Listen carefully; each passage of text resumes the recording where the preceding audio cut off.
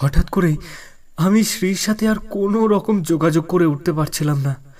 পাগলের মতো ওর সাথে যোগাযোগ করার চেষ্টা করেছি। ও আমাকে একটা ঠিকানা দিয়েছিল, আমি সেখানেও গিয়েছিলাম।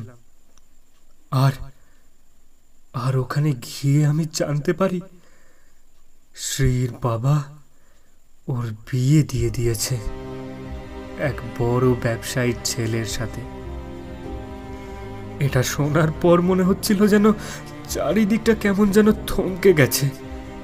একটা চাপা কষ্ট অনুভব করছিলাম, যার কোনো ওষুধ আমার কাছে ছিল না।